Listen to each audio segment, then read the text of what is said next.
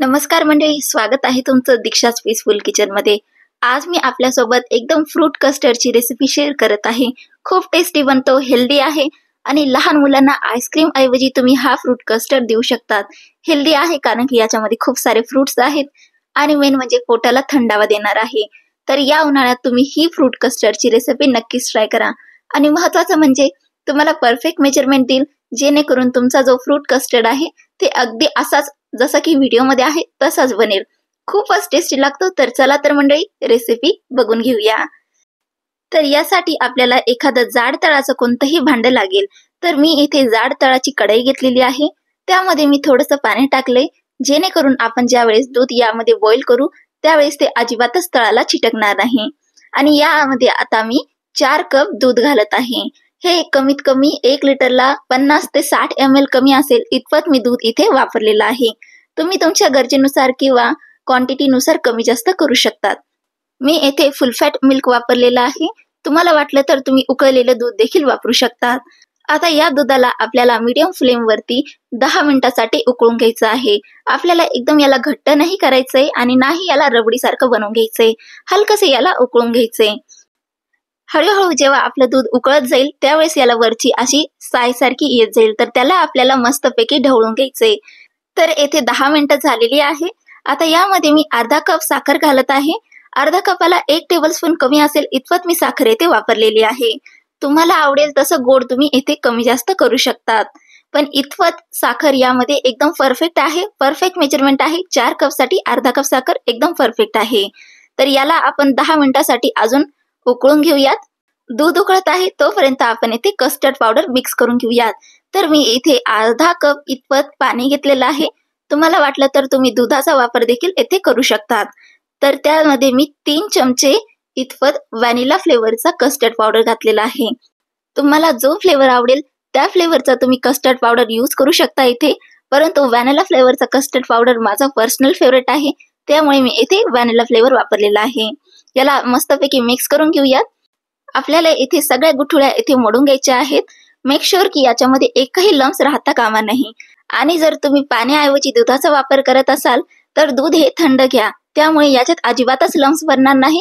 आणि जर गरम दूध तुम्ही वापरलं तर त्यामध्ये कॉर्नफ्लोअरमुळे खूपच जास्त गाठी पडतील आणि आपलं जे कस्टर्ड आहे ते स्मूथ बनण्याऐवजी त्यामध्ये खूपच गाठी पडतील।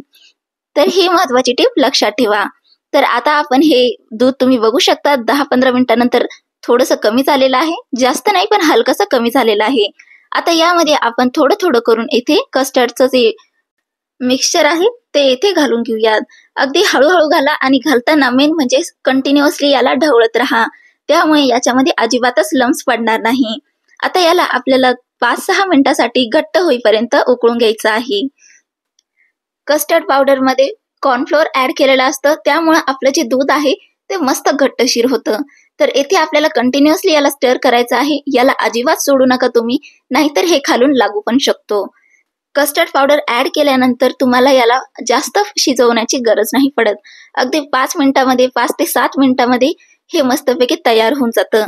हे शिजले का नाही यासाठी मी तुम्हाला टिप्स देखील सांगेल, त्यामुळे तुम्हाला एकदम परफेक्टली कळेल की आपलं कस्टर्ड एकदम परफेक्टली कुक आहे की हे कच्चं आहे ते। तर यासाठी मी इथे स्टीलचा चमचा घेतलेला आहे आणि या चमच्याला मी एकदा फिरून घेत आहे कस्टर्ड मध्ये। आणि यावेळेस जो मिक्सचर आहे, जर हा चमच्याला मस्तपैकी कोट करत असेल तर समजून जावं आपलं मिक्सचर म्हणजेच आपलं जे कस्टर्ड आहे ते मस्तपैकी यामध्ये शिजलेलं आहे। तर बघू शकतात मी अजून एक ट्रिक दाखवते तुम्हाला। चमच्याला एकदा कस्टर्ड मध्ये डीप करून घ्या आणि अशा प्रकारे तुम्ही बोट फिरवा। जर ही लाईन क्लिअर येत असेल तर समजून जायचं की आपला कस्टर्ड एकदम तयार आहे। आता याला मी 1-2 मिनिटांसाठी अजून ढवळून घेईल आणि आता याला आपण थंड होण्यासाठी साईडला ठेवून देऊ। येथे अर्धा तासासाठी मी याला असंच सोडून दिलेलं होतं। बघू शकतात आपलं जे मिश्रण आहे ते हलकसं घट्टसर पण झालेलं आहे आणि मेन म्हणजे हे थंड पण झालेलं आहे। याला मी आता अर्धा 1 तासासाठी फ्रीज मध्ये ठेवेल।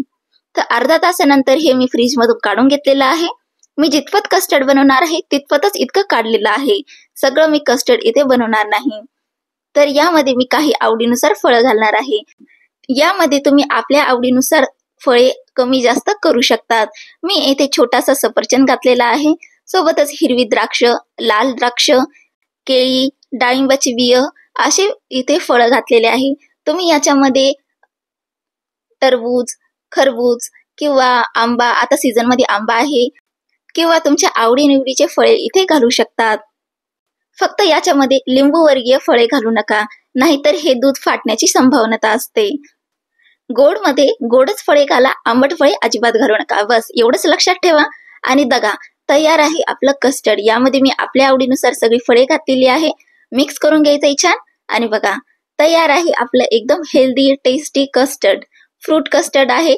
आणि मेन म्हणजे आईस्क्रीमच्या ऐवजी तुम्ही लहान मुलांना हे देऊ शकतात. खूप टेस्टी बनतं, एकदा नक्कीच ट्राय करा. आणि महत्वाचं म्हणजे जर तुम्ही वेट लॉसवर असाल तर आईस्क्रीम ऐवजी तुम्ही ही रेसिपी ट्राय करा. याने तुमचं वेट लॉस पण होईल आणि जिभेचे चोचले देखील पुरतील. तर कशी वाटली रेसिपी मला कमेंट करून नक्कीच सांगा. आणि पुन्हा भेटूया अशाच नवीन इंटरेस्टिंग रेसिपी सोबत. जर तुम्हाला रेसिपी आवडली असेल तर व्हिडिओला लाईक करा, एक कमेंट करा, ज्यामुळे मला खूपच जास्त मोटिवेट होतं. चला तर मंडळी, पुन्हा भेटूयात. काळजी घ्या, खात राहा, आनंदी राहा.